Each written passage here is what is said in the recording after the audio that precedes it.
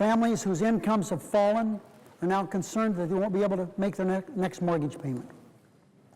Students at this time of the year who should be overjoyed with receiving acceptance to go to college because of what's happening at home, the dad or mom's lost a job, they can't go to college. Workers who've given decades of loyal service at the office or factory realize now they can't retire because their pensions are gone and the retirement savings have disappeared. Senior citizens on a fixed income used to have to make a decision as to whether it would be medicine or food. Now many seniors don't have the choice for either. We know what caused this crisis.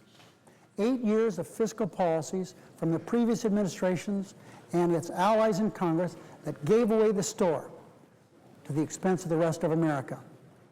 President Obama inherited a crisis that no new president should have to inherit or face. Instead of focusing full-time on the future, he and we in Congress must first clean up the devastating mistakes of the past. We can only turn the page from the recession to recovery if we watch every single taxpayer dollar the way families watch every dollar in their budget. Every dollar counts. That's why it's so stunning, so outrageous, that some would choose this hour of national crisis to push an amendment to slash the estate tax for the super wealthy.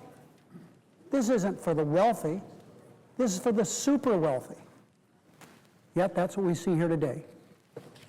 The proposal now before us would take $100 billion of American taxpayer money. Actually, it's more than that. More than $100 billion of taxpayer money over the next few years and spend it on slashing taxes on the estates of the wealthiest 0.2% of Americans. I can think of no way to describe this amendment other than stunning hypocrisy. Many of the very same Republicans who held hands with President Bush as he squandered a record budget surplus and turned it into a record deficit suddenly claim to be deficit hawks. They tell us we can't invest in the middle class, we can't invest in the very people their disastrous policies have harmed.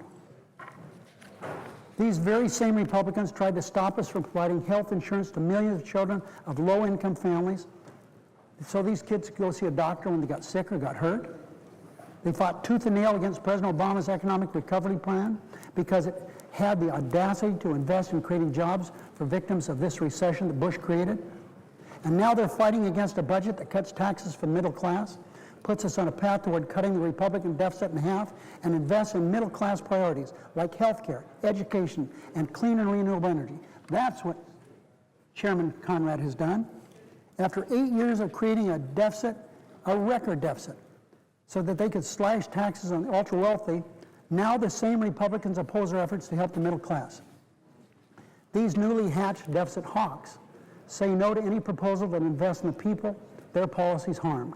But when it comes to giving away another $100 billion plus of taxpayer money, that the top 0.2%, money that could pay down the debt they claim to care so much about, these same senators line up in support.